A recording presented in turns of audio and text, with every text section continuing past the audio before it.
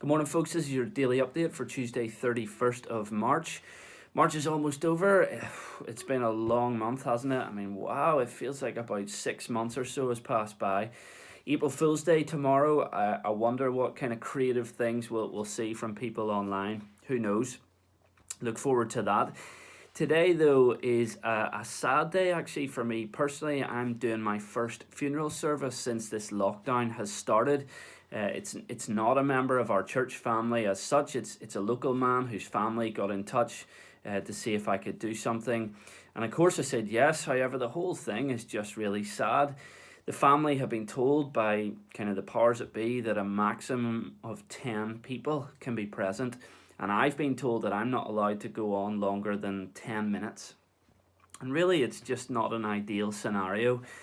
And obviously, I understand why this is all the case, and I accept what has to happen. But it's just a sad thing. Many of the family aren't going to be able to be there to kind of mourn in person. And we certainly aren't going to be able to spend very much time talking about the deceased man's life and kind of properly thanking God for the life that he had. And it's just another problem that this coronavirus is kind of raising up that we have to deal with.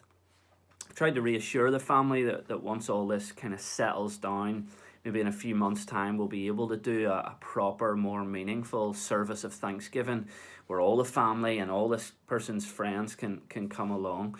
But until then, sadly, we just have no choice but to comply with these rules.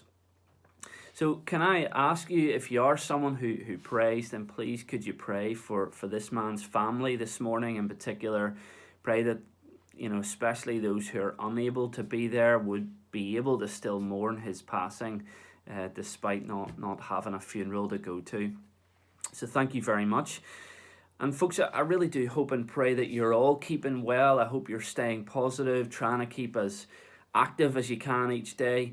There's a lot of stuff online to help with that. These PE classes each day with Joe Wicks on YouTube seem to be a huge hit. So if you haven't seen them, just go to YouTube and search Joe Wicks and you can join in with his kind of interactive workout videos. I think there's kids and parents and grandparents up and down the country all doing these every day.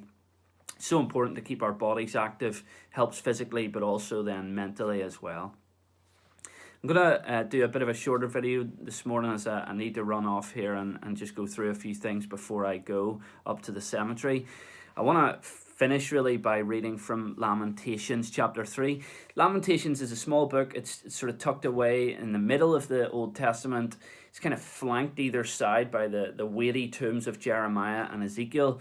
So it often sort of gets overlooked or kind of completely forgotten about. But what a book it is. 5 chapters. Each chapter is 22 verses long, which is interesting, except the center chapter, which is exactly 3 times that at 66 verses. And the entire thing is one big lament. The writer is crying out to God. He's in total despair, total grief, except for one little moment right in the heart of the book in the middle of chapter 3.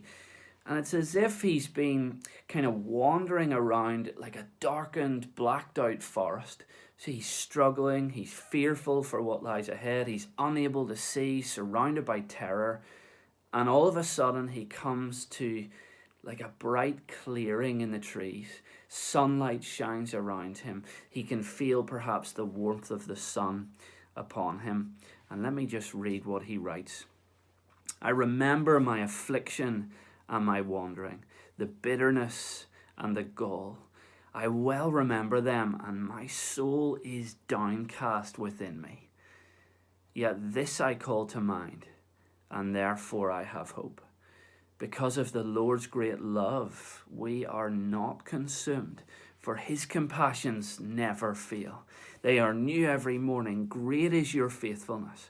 I say to myself, the Lord is my portion, therefore I will wait for him. The Lord is good to those whose hope is in him. To the one who seeks him, it is good to wait quietly for the salvation of the Lord.